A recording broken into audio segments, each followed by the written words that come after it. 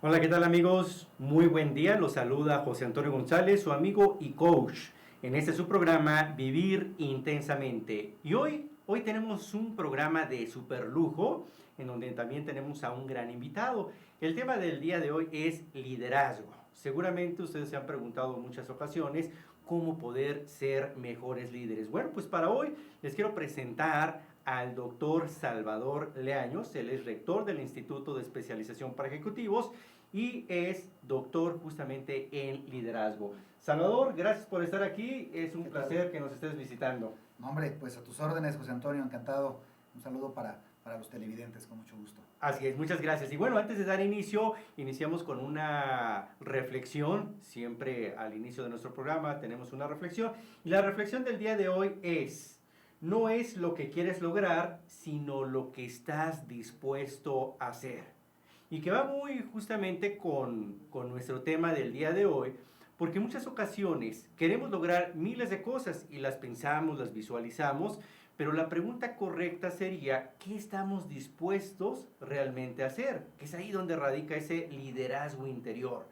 Entonces la idea de este programa, además de que podamos aprender, de que podamos crecer y desarrollar este liderazgo interior, es justamente desarrollar estas habilidades de pensamiento. Acuérdense que la idea es que para vivir intensamente necesitamos empezar por nuestro pensamiento, pero va muy ligado a las acciones. Entonces pregúntate esto: ¿qué estarías dispuesto a hacer realmente? Y no solamente te preguntes o te cuestiones o te quejes de los resultados que tienes o que no tienes.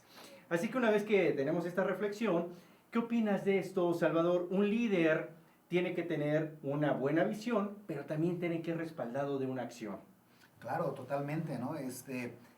Fíjate que el liderazgo es un tema, dijéramos, un tanto complejo, ¿no? Desde la propia definición del término, si tú consultas 20 libros sobre liderazgo, cada libro va a tener una definición diferente de lo que se entiende por este concepto. Pero más allá de meternos en este tipo de atomizaciones conceptuales y demás, lo que es invariable, y lo que dijéramos, hay un hilo conductor en todos los ideólogos del tema, es que un líder necesariamente tiene seguidores, ¿no? Exacto. O sea, tienes gente atrás de ti, porque si tú vas por ahí pensando que eres líder y volteas atrás y nadie te viene siguiendo, entonces yo creo que es una autoconcepción un tanto errónea, ¿no? Claro, por ahí se habla mucho de ese autoliderazgo y que dice que primero hay que ser líder uno. En ese caso, cuando alguien está trabajando en su liderazgo interior, en fortalecer, no sé, competencias de proactividad, de tomar la iniciativa, de cambiar las propias circunstancias, pero todavía no tiene gente a su cargo, todavía no tiene seguidores, ¿podríamos decir que es un líder o que todavía está en ese proceso? Yo diría que está en proceso, ¿no? Porque evidentemente los liderazgos sociales o entendidos como un mecanismo social, pues implica que haya algunos seguidores, aunque lo que comentas, pues partiríamos de un principio, de una lógica elemental, de que nadie da lo que no tiene. Una de las cuestiones, dijéramos, aspiracionales de un líder es que logre transformar. Si tú quieres transformar a la gente, pues tienes que aprender a transformarte primero tú, ¿no? Es una de las cuestiones esenciales, y de ahí se va a fincar todo lo demás. Pero por ahí empezamos. Claro, entonces es el primer paso. Pero como bien lo dices, debe de tener una influencia hacia el exterior. Sin embargo, a veces nos vamos al otro polo con estos grandes líderes que conocemos de la historia que ha tenido la humanidad, como ha sido Gandhi, como ha sido Martin Luther King. Todos estos grandes líderes, necesariamente tenemos que tener un impacto así histórico, muy trascendente para decir que estamos siendo grandes líderes. Bueno, mira, dentro de las clasificaciones de los tipos de liderazgo, vamos suponiendo que estás tú en una empresa, que es quizá uno de los sitios donde más se estudia el concepto de liderazgo. Entonces, dicen, dentro de muchas clasificaciones, hay una en lo particular que a mí me gusta mucho, dice que hay 3 tipos de liderazgo, ¿no? Un liderazgo que se llama laissez-faire, como aquella teoría económica cuya premisa era dejar hacer, dejar pasar. Entonces este líder, pues no se mete mucho, dijéramos, es aquel que cree en aquel refrán de que las naranjas se acomodan solas cuando la carreta empieza a caminar, entonces pues toca algunos temas esenciales, pero en lo demás procura mantenerse al margen.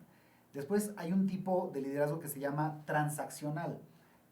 Como su nombre lo indica, es una transacción, es decir, pues yo soy tu jefe o yo soy el que cubro tu sueldo, luego entonces tú me tienes que obedecer, como en una familia sería el papá y los hijos, etcétera, etcétera. Y entonces hacemos unas transacciones, estamos los dos de acuerdo en el rol que nos toca desempeñar.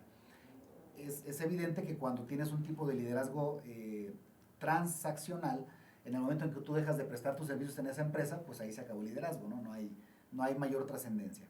Pero el tercero, que sería quizá el ideal, es un liderazgo transformacional, que también, como la palabra lo indica, es el que lo va a transformar a las personas que están en su entorno, ¿cierto? Entonces, claro, no para ser líder tienes que ser necesariamente transformacional, aunque sí tendríamos que aspirar a serlo, ¿no?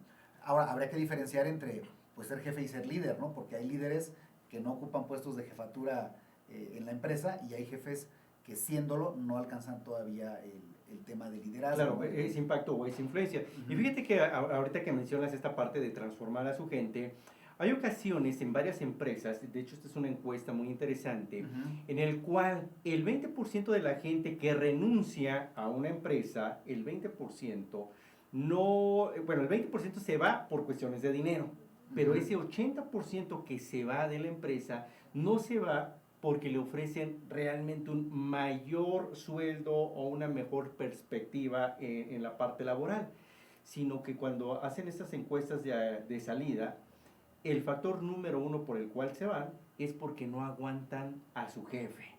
Entonces aquí a veces los jefes transforman un área, lejos de ser algo positivo, lo restan el potencial de su gente. Y como bien lo dices, a veces hay líderes informales. ¿Qué recomendarías, por ejemplo, para todos los que nos están viendo y que pueden tener un puesto en una organización, un nivel jerárquico? ¿Qué empezar a hacer cuando se tiene este nivel jerárquico para empezar a tomar un liderazgo y pasar de ser un mero jefe o administrador y que realmente se pueda empezar a liderar? Correcto, esa es una pregunta muy interesante porque ahorita que te estaba escuchando recordé un par de libros que valdría la pena dejar ahí en la mesa, ¿no? Claro. Uno, bueno, el concepto de liderazgo no es un concepto muy antiguo, no muy antiguo en su estudio. Claro, el liderazgo ha existido desde que el hombre es hombre, que además es un ser social por naturaleza, diría Aristóteles. Luego entonces pues hemos estado siempre en grupos sociales en cuyos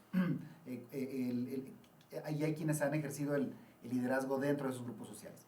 Hay un libro que se llama Los Héroes, de un escocés que se llama Thomas Carlyle, donde él se empieza a plantear y dice, oye, pues que la historia de la humanidad es la historia de algunas personas, que ellos han cambiado la humanidad, y entonces hace un recuento, él los nombra como héroes, ¿no? Son héroes, son tipos fuera de lo común. En la Grecia antigua incluso, para tratar de explicar que había personas superiores a otras en este esquema de liderazgo, decían que eran hijos de dioses inmortales, ¿no? Entonces decían, no, es que este no puede ser un mortal común y corriente como nosotros, tiene algún toque divino. Luego entonces se acuñó una frase que hasta la fecha se utiliza, que es divino, ¿no? O es divina, o sea, es fuera de este mundo, tiene, bueno, y esto estamos hablando de mitología griega, pero si nos venimos a sociólogos modernos como Max Weber, él dice que el carisma, que es una de las características del líder, es un soplo divino, o sea, ciertas personas logran tener ese carisma, ¿no? Otro libro de Howard Gardner que se llama Mentes Líderes es un recuento sobre grandes líderes del siglo XX. Y fíjate, enfocándome en la pregunta que me hiciste, ¿qué se tendría que hacer? Él dice, bueno, está tan complejo este asunto de liderazgo que yo, en lugar de meterme al tema teórico, me voy a ir a estudiar a los grandes líderes del siglo XX y voy a tratar de encontrar un hilo conductor en todos ellos, es decir, qué tienen en común para entonces fabricar esas personalidades, ¿no? Ya sabes, la típica polémica de si un líder nace o se hace, si son cuestiones genéticas, si son características personales, si es un rol que cumples nada más, ¿no? Porque habrá personas que son líderes en un área y no en otra, en fin. Pero cuando se mete a hacer este estudio Gardner, lejos de tener luz sobre el tema, se metió en una camisa de 11 varas, como luego dicen, porque pasó que se dio cuenta que había líderes con unas diferencias muy marcadas. Unos que habían estudiado niveles superiores y otros que nunca habían ido a la escuela. Unos que venían de familias funcionales y unos que habían sido abandonados en orfanatos, en el tema familiar. Otros con gran poder adquisitivo y otros pues extremadamente pobres o viviendo en pobreza extrema. Pero todos llegaron a ser líderes. Entonces, oye, pues más que tener claro, ahora estoy más confundido, pero trata de encontrar en ellos rasgos distintivos. El primero que encuentra es, todos saben hablar. O sea, la comunicación es una habilidad básica. Es una habilidad básica, ¿no? Y ahora que hablamos del tema de las relaciones humanas, yo creo que pocas cosas en la vida hay más complejas que las relaciones humanas. Y es un tema de comunicación. Entonces se da cuenta Garner que saben hablar, pero que además ellos encarnan la historia que cuentan. De manera que si yo te digo, levántate temprano y vamos a correr, pues es porque yo lo hago, ¿no? Si yo te digo, haz esto, es porque yo lo hago, porque las palabras convencen, pero el ejemplo arrastra. Entonces, un tema esencial es la comunicación. Hay que saber comunicarnos y saber empatarnos con nuestro interlocutor. Ese es como uno de los aspectos centrales. Claro que hay liderazgos indirectos, pero aquí estamos hablando de los que ejercen esa influencia directa, ¿no? Claro, entonces, para los que nos están escuchando, si alguien dice, oye, yo quisiera transformar mi área de trabajo, algo de lo que podríamos empezar a trabajar sería esa comunicación. Incluso, no solamente es porque muchos confunden comunicar con hablar, y no se trata de hablar por hablar. Hablar no es lo mismo que expresar o que comunicar. Entonces, un líder comunica mucho más allá de solamente palabras. Es correcto, son conceptos, son ideas. Tú tienes una intencionalidad en lo que estás comunicando, ¿no? ¿Cuál es el objetivo de la comunicación? Ahora, hay un tema ahí por demás preocupante en esta parte de la comunicación, que es el primer atributo que estamos analizando acaso de los líderes, ¿no? Las nuevas generaciones, o hay personas que dicen, es que a mí no se me da hablar, a mí no se me da este asunto, incluso escribir, ¿no? Hay que analizar algunas cuestiones. Primera es que nada sustituye al diálogo humano, nada lo sustituye. Sí. Ahora el tema de la tecnología de alguna manera nos ha acercado, ¿no? Por ejemplo, ahorita pues nos están viendo en varias partes, aunque no lo estamos haciendo de manera presencial. Es evidente que la tecnología nos apoya, pero nada sustituye un diálogo cara a cara en donde tú puedes estar viendo los ademanes, las caras, la retroalimentación, si la persona te está entendiendo o no te está entendiendo, si se enfadó, si ya se fue, si se enojó, o sea, este tipo de sentimientos que puedes tener en esa comunicación. Pero bueno, si no se te da, pues resulta que nadie nacimos sabiendo hablar, es decir, es un proceso, es una habilidad que se va adquiriendo, ¿no? Hay no sé si habrás escuchado hablar de un Demóstenes, ¿no? Bueno, claro. Dicen que si el de Don Gato, ¿no? Pero aún el de Don Gato tiene una característica, los que vieron esa serie hace varios años o recientemente que salió de nuevo, ¿no? Es tartamudo. Sí. Bueno, y Demóstenes, el oficial, también era tartamudo. Demóstenes es considerado como el más grande orador de toda la historia. Él podía hacer que la gente, como lo hizo efectivamente, fuera una guerra que sabían que iban a perder y que iban a morir, pero él los convencía, ¿no? Con aquellas frases contundentes de vale más morir de pie que vivir de rodillas, por ejemplo, ¿no? Claro. Y conceptos como muy, muy complejos. Pero Demóstenes tenía al menos 3 impedimentos para ser el gran orador que fue. Primero, era tartamudo, ya dijimos, ¿no? Segundo, tenía un volumen de voz muy bajito, entonces tenía que estar constantemente repitiendo. Y tercero, tenía un tic nervioso, el hombro le brincaba, y entonces cuando alguien todos tenemos tic nerviosos, pero cuando es uno muy marcado, pues pasa que te distrae un poco, ¿no? Entonces, aquello de ponerte un lápiz abajo de la lengua o piedritas, esa fue una aportación de Demóstenes para controlar el hecho de la tartamudez. Claro. Y problemas de dicción incluso, ¿no? Claro, fíjate, está súper interesante. Vamos a tener que ir ahorita a una pausa, pero regresando vamos a ver justamente estos elementos que llevaron a una persona, en este caso a Demóstenes, que pudiéramos decir, mira, él no tiene ninguna capacidad de liderazgo o está muy limitado, sin embargo, logró transformar eso, que eso es algo clave, el poderlo transformar. Él mismo, ¿no? Como tú decías, primero él y luego los demás. Y luego hacia los demás. Vamos a una pausa y regresando, vemos cuáles son esos elementos del liderazgo. Quédense con nosotros, estás en Vivir Intensamente.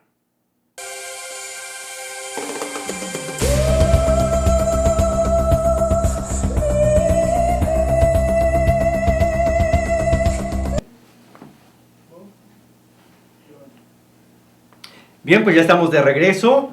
Les recordamos que el tema del día de hoy es liderazgo. Estamos hablando con un doctor en liderazgo, él es Salvador Leaños, y justamente antes de irnos a la pausa estábamos viendo todas estas características que tenía Demóstenes, este padre de la oratoria, y qué fue lo que él empezó a hacer para poder transformarse primero él y luego poder transformar ese mundo.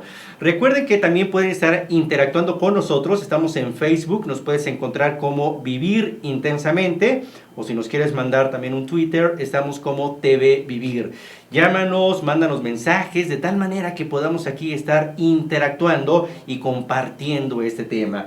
Bien, Salvador, entonces nos comentabas de Demóstenes, todos esos elementos que él empezó a realizar, como el lápiz, ponérselo entre los dientes para mejorar su dicción. Mejorar su voz.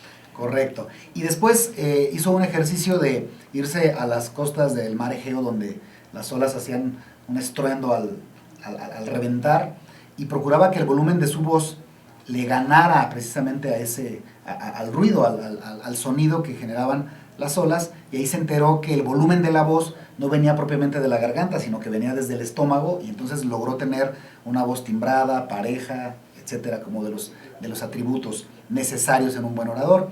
Y finalmente, pues a lo mejor un tanto criticable, muy conductista, pero amarraba una daga del techo y se la ponía a la altura del hombro, donde tenía el tic nervioso, hasta fin de que lo controló. Y entonces logró superar los 3 impedimentos que tenía para ser un buen orador, porque él se había enterado cuando pasaba por el ágora y se apasionaba viendo a aquellos hombres debatiendo sobre las grandes ideas o los conceptos filosóficos, y él quería estar ahí, ¿no? Porque desde ahí es de donde se transformaba pues todo el mundo antiguo, la Grecia antigua y demás. Entonces, cuando dicen, a mí no se me da hablar, pues se le daba menos a él, y sin embargo lo superó. Entonces es un tema más bien, además que es un atributo pues enteramente humano, ¿no? Claro. El tema de la comunicación, el tema de hablar. Incluso a veces lo que consideramos como una debilidad puede ser como esa llave para poder trabajar en nuestra grandeza y poderlo superar, sobre todo desde adentro, desde la parte del carácter, Claro. como lo hizo Demóstenes. Entonces, esto que nos estás comentando es algo muy importante que debe de tener un líder. Empezar a desarrollar sus habilidades de comunicación, pero fortaleciendo desde adentro su carácter. Esto incluso entonces implica mucha autodisciplina, que mucha gente no está dispuesta a pagar el precio, que era con la reflexión que estábamos iniciando en el programa, de que no es tanto lo que quieres, no es tanto tu objetivo que estás visualizando, sino lo que estás dispuesto a pagar por conseguir esa meta. De acuerdo. Y fíjate que eso se relaciona, porque entonces dijimos que el primer atributo que tocamos es que hay que saber comunicarnos, ¿no? Exacto. Hay que saber hablar, hay que saber escribir. Entonces, ese es el primero. Otro atributo importante de un líder es tener una gran adaptabilidad al cambio. O sea, a ese reinventarte tú y a reinventarse, ¿no? A reinventar el mundo, el entorno que tienes y demás. Este tema del cambio, pues, bueno, pues, ¿qué te lo cuento a ti, que eres especialista en él? Somos reactivos siempre ante el cambio, nos asusta de alguna manera, sin entender, pues, que el cambio es lo único constante, ¿no? Claro, y fíjate que muchas veces se confunde este cambio y esta adaptación al cambio con la innovación, que aquí, pues, sabemos si ahorita mencionamos un gran líder en cuanto a innovación, no solamente a cambio, sino a innovación, pues está Steve Jobs, que siempre estaba innovando, no solamente cambiando, porque los seguidores pueden ir cambiando y adecuándose a la pauta que va dejando ese líder. Claro. Y entonces aquí iríamos incluso un poco más allá de ese cambio, sería la innovación para poder mantener un liderazgo en el área que nosotros estemos ejerciendo. Claro, que dijéramos que es esa capacidad de creatividad, de producir cosas nuevas, valiosas, ¿no? Para el entorno. Pero sobre todo entender que el cambio es permanente. Es más, parece una paradoja, ¿no? Pero el cambio es lo único permanente, porque estamos bajo esa perspectiva. Hay un filósofo que llevaría esto hasta un punto de vista radical, que se llamó Heráclito, es uno de los presocráticos, que él hablaba de la mutación permanente. Y tiene una frase muy provocadora, ¿no? Dice: nadie se baña 2 veces en el mismo río. Yo vengo todos los sábados a este río. Sí, pero el agua del sábado pasado ya corrió, ya no es la misma. Pero además tú ya no eres el mismo tampoco. O sea, de una semana a otra, pues cambiaste, evidentemente, claro. Porque nos estamos moviendo de manera permanente. Entonces, digo, no sé si sea tan extremoso como lo maneja Heráclito. Bajo esa perspectiva, a lo mejor tendremos que llegar a nuestra oficina todos los días a presentarnos, ¿no? Mucho gusto, porque ya no es el mismo de ayer, ¿no? En un tema de cambio.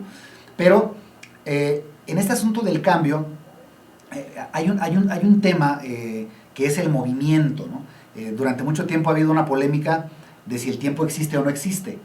Hay filósofos que dicen que no existe, ¿no? San Agustín, Aristóteles dicen que no existe, Plotino dice que sí, pero ellos lo consideran como una simple unidad de medición. Lo que realmente existe es el movimiento.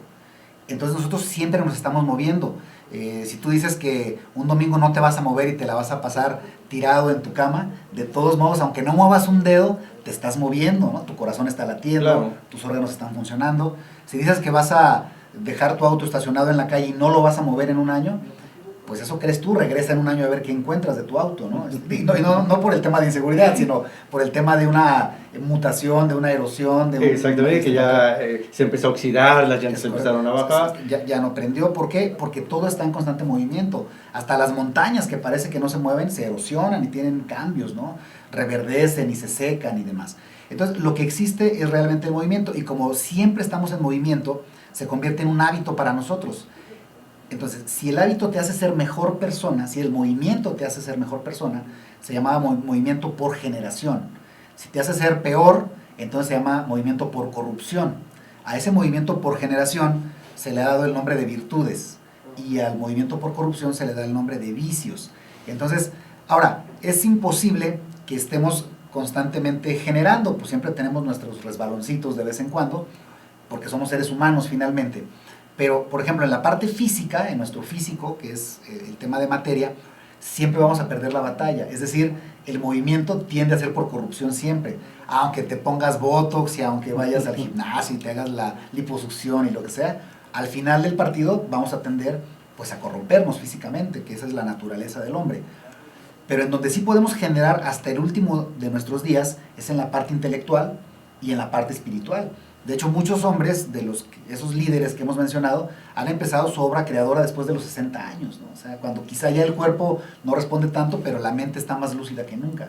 Y el espíritu está más fuerte que nunca también, ¿no? Claro, entonces fíjate, esto que nos estás mencionando es muy, muy importante, porque no solamente es el cuidado físico y quedarnos en esa parte física y muy elemental, sino que para poder trascender lo tenemos que hacer desde la parte intelectual, la parte de las ideas y también la parte espiritual. En esta parte espiritual, para poder trascender, ¿qué se puede hacer en esta trascendencia espiritual? ¿O a qué te refieres con lo espiritual? Bueno, pues evidentemente a esas cuestiones, creo yo, el tema espiritual, que es como uno de los asuntos medio polémicos en el trato humano, tendría que ver acaso con una conformidad contigo mismo, ¿no? Y con el entorno que te toca vivir.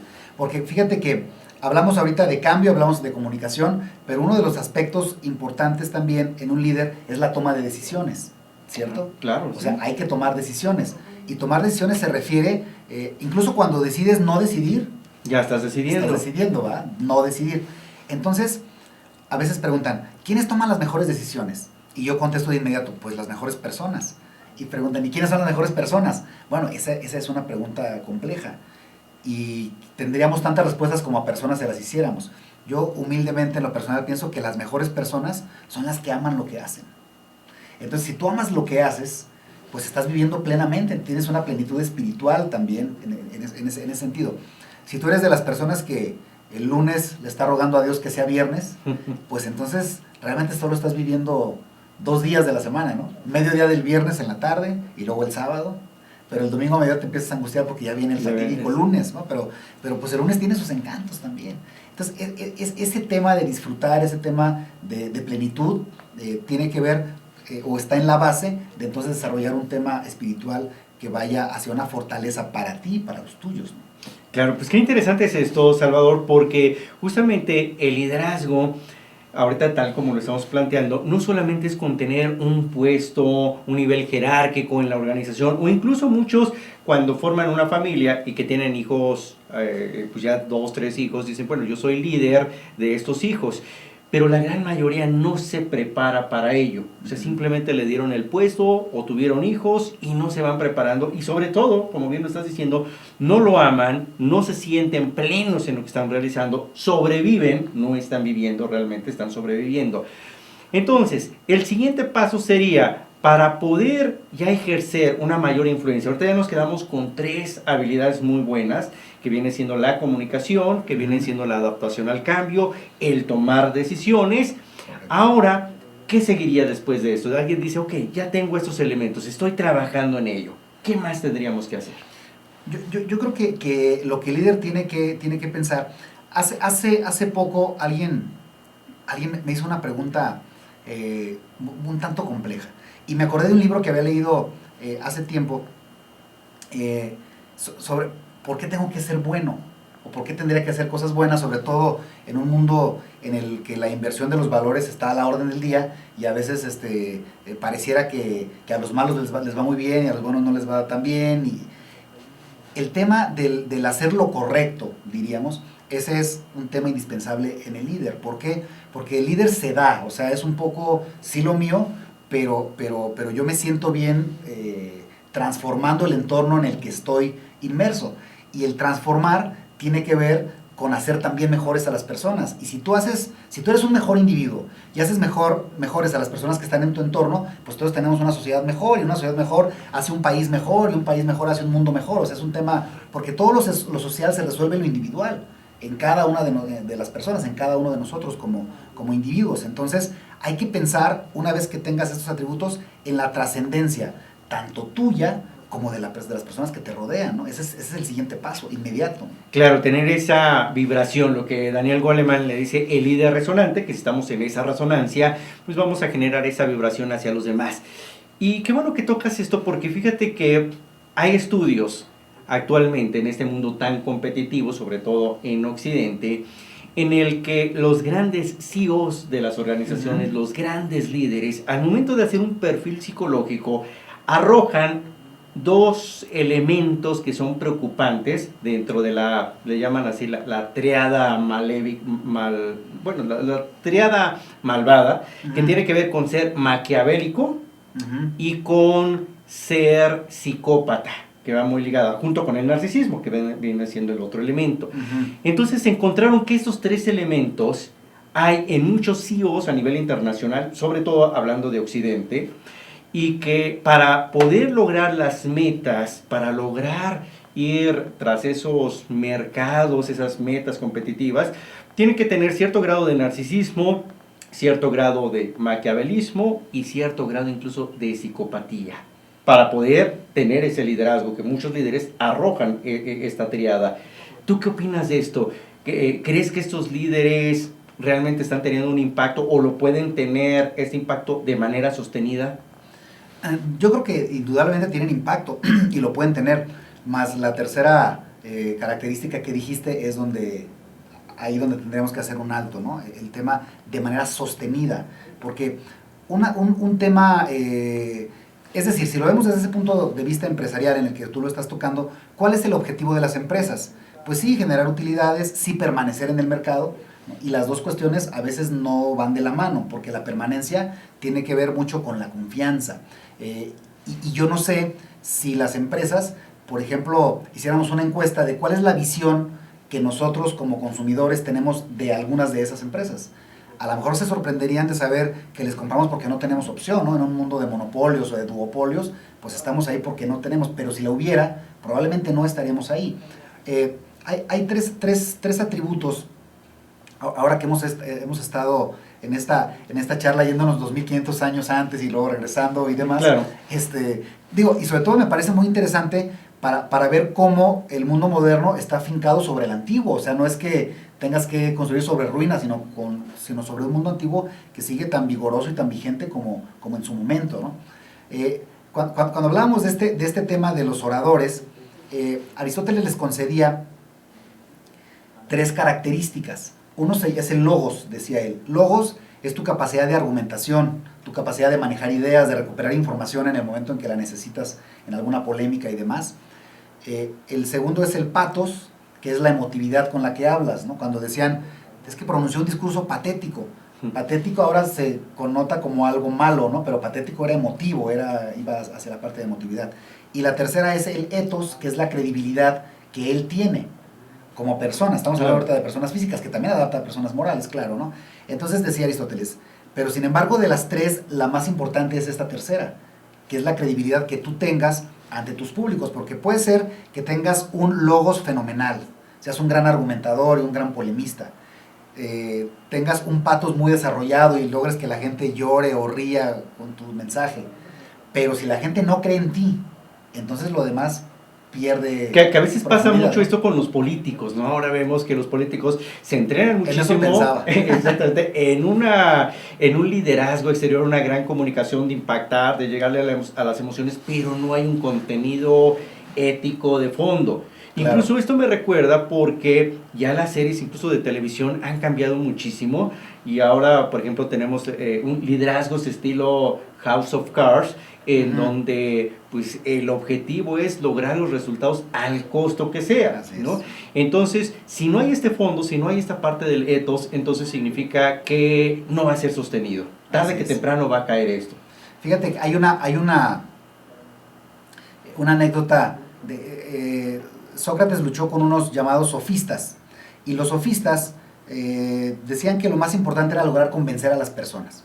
De hecho, era un arte convencer. Decían, ninguna profesión tiene, dijéramos, razón de ser si no logran convencer. O sea, un médico nunca podrá ser un buen médico si no convence al paciente de que tome el medicamento o el tratamiento, ¿no? O un abogado tiene que convencer al juez de que su cliente es inocente. Entonces, el arte de convencer, y los sofistas enseñaban a eso, cobraban. Se puede inferir que cobraban caro porque en los escritos hay personas que vendían su hacienda, dice literalmente, para pagarle a su hijo que fuera a estudiar con ellos. Uno de esos sofistas, dando clase, al final un alumno se para y le dice, maestro, no le voy a pagar. Oye, ¿cómo que no vas a pagar si habíamos hecho un acuerdo? Sí, pero le voy a dar mis dos argumentos. Primero, porque usted se comprometió a enseñarme a convencer de lo que sea. Entonces yo lo voy a convencer de que no me cobre. Y tendré que convencerlo y usted quedará conforme. Pero si no lo logro, que es el segundo argumento, entonces usted no hizo su trabajo, luego entonces pues no le voy a pagar en cualquiera de los casos, ¿no? Ahí está esta comunicación paradójica, que es bastante interesante. Vamos a tener que ir a una pausa más. Regresando, vamos a seguir continuando con este tema del liderazgo. Recuerda que estás en Vivir Intensamente. Nos puedes escribir en Facebook, estamos como Vivir Intensamente, o en Twitter, TV Vivir. Ya regresamos, quédate con nosotros.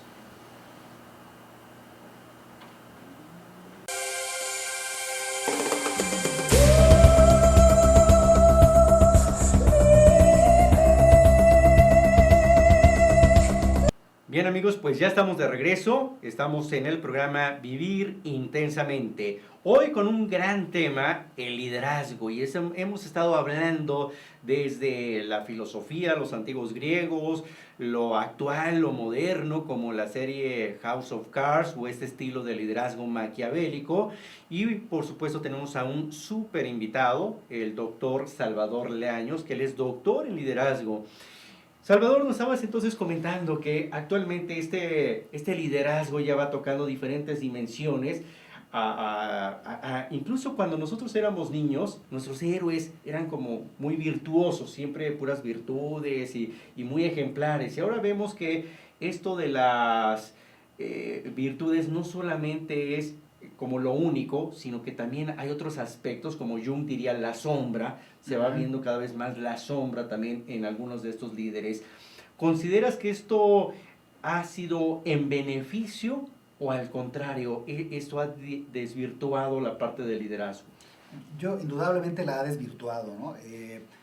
Platicábamos ahorita de dónde viene todo esto, ¿no? Desde aquellos griegos sofistas que hablaban de convencer, ¿de qué?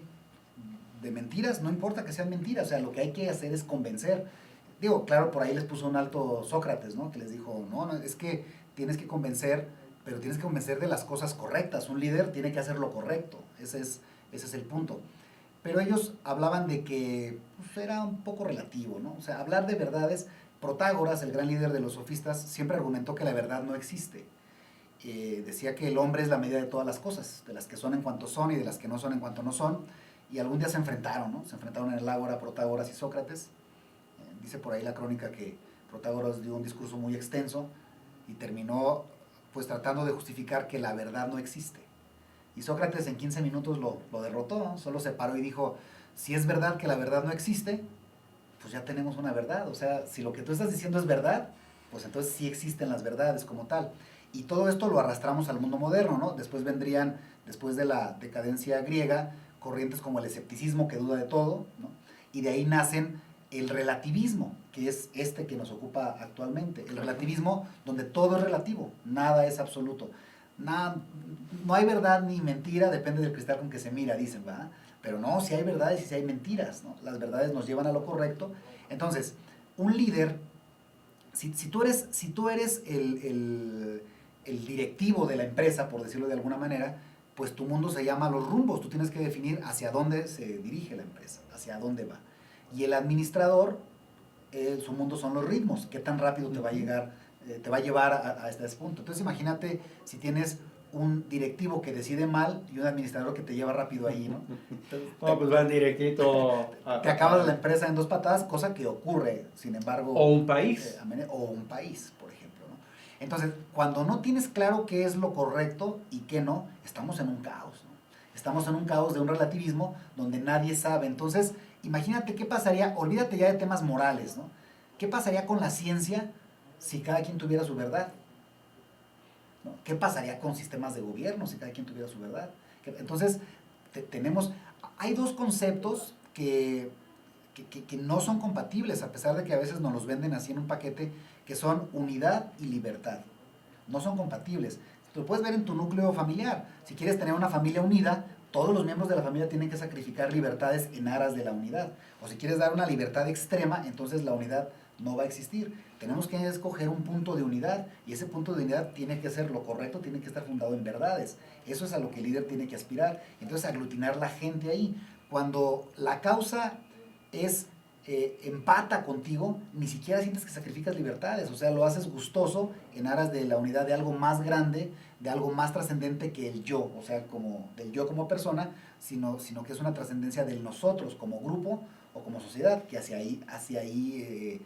allá se mueve el esfuerzo del líder, diríamos, ¿no? Claro, es algo, ahorita con lo que mencionas, muy el estilo de liderazgo de Stephen Covey, que él nos habla no solamente de los 7 hábitos, que es el libro más conocido, el bestseller de Stephen Covey, sino después en el 8º hábito, que él dice justamente que cuando uno va trascendiendo, entonces se va iluminando, uno es como una luz que va iluminando hacia los demás y va generando esa misma vibración, pero basada en los principios. Él dice que para que un liderazgo realmente pueda perdurar a través de los años, y dejar esa trascendencia, tiene que estar basada en los principios y en justamente lo que dices, hacer lo correcto. Hacer lo correcto no siempre es lo más popular, porque a veces nosotros queremos hacer lo más fácil, lo que dicen los demás, lo que es popular, pero no necesariamente es lo correcto.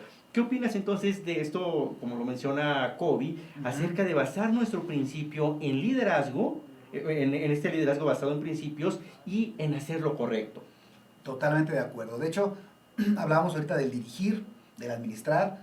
En ambos casos tienes que tomar decisiones, tienes que saber comunicarte y tienes que estar abierto al cambio, que son las características que hemos mencionado del líder. Entonces, hay que tomar decisiones, dijimos, y las decisiones que se toman desde un puesto directivo o cualquier líder que decida, imagínate que es como una casita que se sostiene en 2 pilares. Un pilar se llama competencias. Hay que ser competentes, es decir, y también es importante resaltar este asunto, porque vivimos también en un mundo del voluntarismo, del échale ganas, del sí se puede.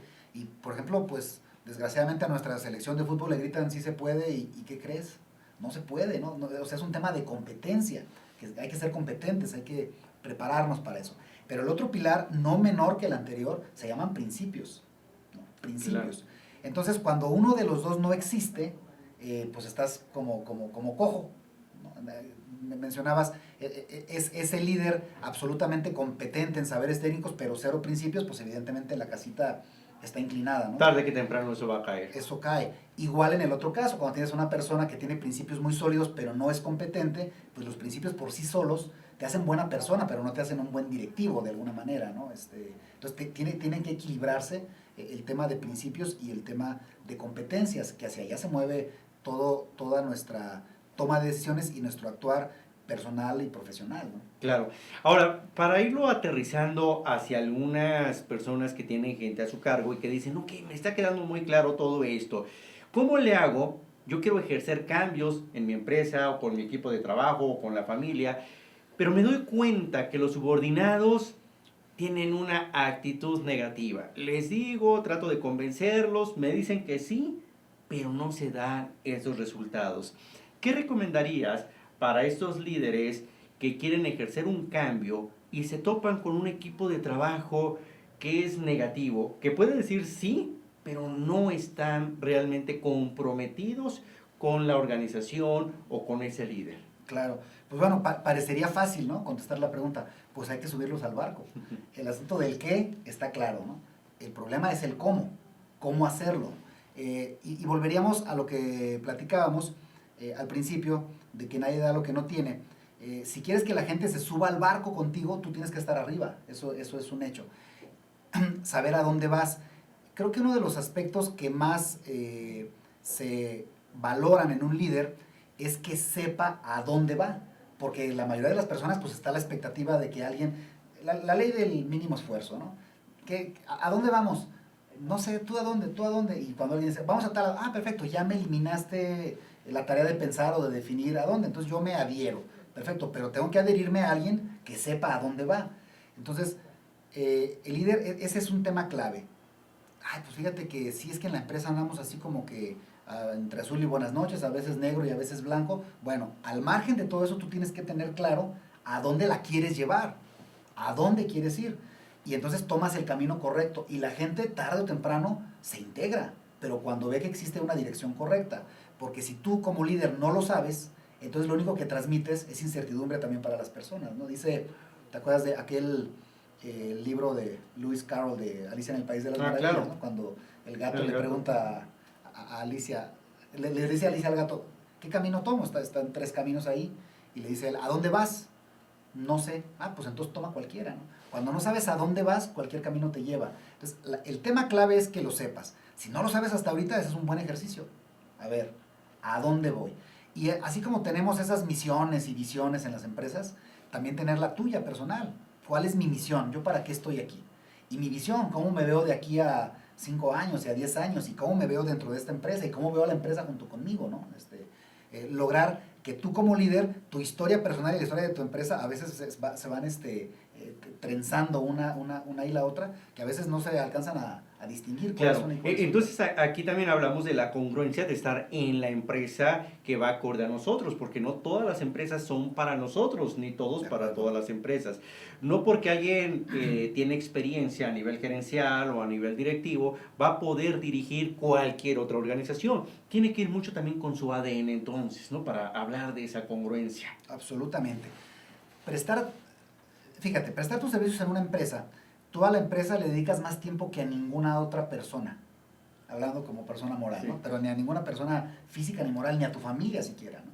Porque a lo mejor el tiempo que le dedicas a tu familia estás dormido, pero a la empresa, entonces la empresa, el decidir prestar tus servicios a una empresa, se toma guardadas las proporciones como una decisión casi de matrimonio, ¿no? ¿Cuáles son tus intereses y cuáles son los míos? ¿Cómo te ves tú y cómo me veo yo? O sea, realmente vamos a hacer vida juntos, como luego se dice. Si se puede, perfecto, y entonces vamos, porque es verdad que no todos somos para todas las empresas. Hay empresas que no van con tus ideales, ¿no? Así es. Cuando detectamos como líderes, como responsables de un área de trabajo, y vemos que algunos de los que están en el equipo de trabajo pues no están con esa congruencia hacia la empresa, no le están haciendo un bien a la organización. ¿Recomiendas entonces lo mejor es aplicar ahí la consecuencia o consecuencias y decir, ¿sabes qué? Le estás haciendo más daño a la compañía al estar aquí, te estás haciendo daño a ti, lo mejor es que tomes otro camino. ¿Consideras que en esos casos es recomendable mejor decirle adiós a la gente? Mira, cuando las personas, cuando tus colaboradores no hacen lo que tienen que hacer en la empresa, solo es por 3 causas posibles, ¿no? Una es porque no saben, que es un tema de capacitación, hay que enseñarlos. Otro es porque no pueden, ese es un problema tuyo como líder, porque a veces tú piensas que una persona va a poder con un puesto mayor y es un problema de organigrama, porque el típico ejemplo es un buen vendedor que lo haces gerente de ventas. No es lo mismo vender que administrar la venta, ¿no? Y ser organizado y demás. Y entonces ahora te quedas con dos huecos, porque te quedaste sin un buen vendedor y te quedaste sin un gerente, porque pues ahora ya como lo regresas, ¿no? Y hay problemática. Entonces, si no puede, es un problema de organigrama, hay que tratar de acomodarlo. Pero si la tercera es porque no quiere, si es porque no quiere, ahí sí, irremediablemente, tienes que enseñarle que toda conducta tiene una consecuencia de alguna manera y puede ser que crezca, ¿no? También las personas crecen cuando hay algún tipo de cambio en su experiencia real, como en este caso que sea separado de un trabajo y demás, ¿no? También yo creo que el líder tiene que analizar muy bien cuál es, o sea, por qué la gente no lo hace. Hay personas que sí, que son conflictivas por naturaleza, porque hay gente que se siente cómoda en el conflicto. Hay otros que son muy agradecidos. Y volvemos al tema de la plenitud, más bien va como a enfocarnos en un esquema en el que todo mundo esté donde tiene que estar. Claro, pero es prioritario entonces, antes incluso de contratar a una persona, checar qué tal anda en su actitud, porque hay personas que saben hacer muy bien las cosas, que traen una gran experiencia, traen una gran habilidad, pero su actitud no es la más favorable. Entonces Claro. habría que cuidar como líderes esa actitud que tienen antes incluso de poder contratar a la persona.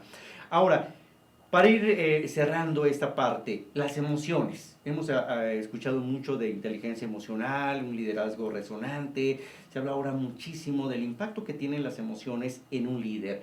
¿Qué papel, qué tan importante es las emociones en un liderazgo? Totales, absolutas, ¿no? En el quehacer humano y en las tomas de decisiones, más allá de los saberes técnicos y más allá de los principios o complementándolos acaso, pues el tema de los sentimientos siempre está presente, ¿no? O sea, somos seres emocionales por naturaleza. Entonces, cuando mencionábamos a Max Weber que hablaba de carisma, que es esa facilidad de exaltar las emociones, de poder hacer que las personas se adhieran a ciertas causas y demás, pues juega mucho con esto, ¿no? O sea, el líder conoce bien las emociones de sus seguidores y sabe cómo de alguna manera sacar provecho en el buen sentido de la palabra, ¿no? O sea, ya decía por ahí uno de los oráculos griegos, conócete a ti mismo, ¿no? Conócete a ti mismo, pero conocerte a ti mismo no es que te veas en el espejo todas las mañanas, sino que sepas qué te hace enojar, cuándo eres más productivo, qué te pone triste, pero que sepas qué es lo que realmente logra eso. Y a veces los líderes conocen a los seguidores mejor que ellos mismos, ¿no? Claro, el tema de las emociones es un aspecto fundamental en ejercer el liderazgo ante los seguidores, ¿no? Claro, ahorita como país, incluso a nivel mundial, no solamente México, sino a nivel mundial, se está pasando por una etapa de crisis y hay muchos retos justamente para los líderes. ¿Cuál consideras ahorita que es el principal reto a vencer como líder? Muy bueno, esa es una gran pregunta. Yo creo que el principal reto, bueno, primero hablaríamos de que tenemos una carencia de líderes, ¿cierto? O sea, ¿qué es lo que más buscan las empresas? Líderes, ¿no? No sé si el tema de la tecnología, no sé si el tema de esa ambición insaciable por las utilidades y demás está cegando a los que podrían ser los líderes, ¿no? Decían que en un pueblo no hay peor tragedia que la corrupción de los mejores, ¿no? O sea, que no se corrompan los mejores. Si se va a corromper a alguien, pues que no sean ellos, ¿no? De alguna manera. ¿Qué es? Todo esto ha traído, se ha venido como una bola de nieve en las empresas. ¿Cuál es el mayor reto? Si lo vemos desde el punto de vista empresarial, yo creo que la conformación de equipos de trabajo eficientes, de permanencia en las empresas. ¿Por qué? Probablemente nuestros papás trabajaron toda su vida en una empresa, aunque les hayan hecho ofertas de trabajo y demás. Y nosotros prestaremos nuestros servicios en 2 o 3 empresas a lo largo de nuestra vida. Pero actualmente te encuentras a personas de 25, 26 años que ya han pasado por 20 empresas. O sea que entonces para la empresa es un tema demasiado complejo, todo el tema de la curva de aprendizaje, de que vengas, de que te capacitamos y que finalmente te ofrecieron 2 pesos y te vas. Ese es un gran reto de líder, porque si el líder logra arraigar más allá de sueldo, de prestaciones y demás, que logres meter a la gente en el proyecto y que se olvide de todo lo demás y que solo tenga ojos para el proyecto, ese es el gran reto, porque ese tema de la movilidad actualmente está siendo de verdad devastador en las empresas. Claro, muy bien. Ahora, para ir concluyendo, ¿qué conclusión darías en cuestión de liderazgo para que nuestros amigos que nos están escuchando se lleven a algo concreto, algunos quizá factores o puntos muy puntuales que digas, mire, para empezar a trabajar en un mejor liderazgo, vamos a quedarnos con 3 puntos específicos. De acuerdo. Bueno, como lo mencionamos, ¿no? Primero, sí comentarles que ser líder es una opción para todos, o sea, es una habilidad que se puede adquirir y demás, ¿no?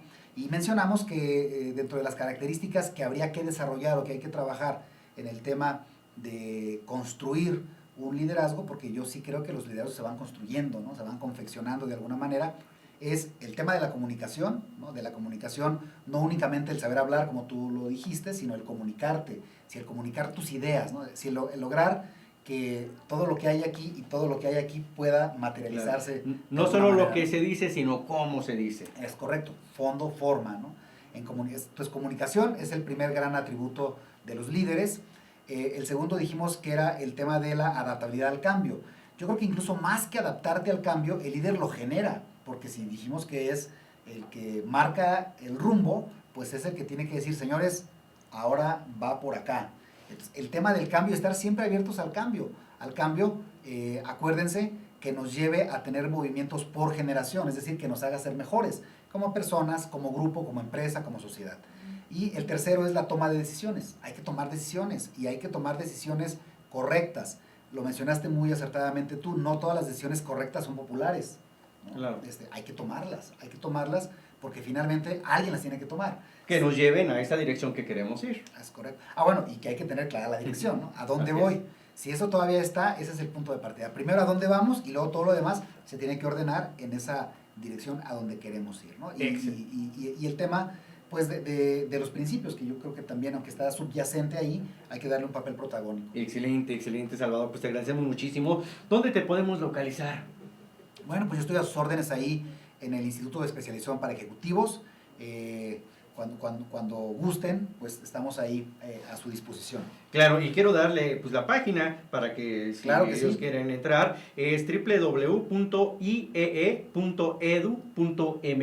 y ahí te pueden localizar. Ahí pues amigos, estamos llegando al final. Una conclusión que yo pudiera dar acerca del liderazgo, adicional a lo que ha dicho Salvador, es que hay que empezar a capitalizar el talento, tanto que tenemos como individuos, y el talento que estamos con la gente con la que estamos dirigiendo, ya sea hijos, ya sea pareja, ya sea un equipo de trabajo, pero la clave sería en capitalizarlos con todos estos elementos, hacia dónde vamos y obviamente teniendo muy sólidos principios.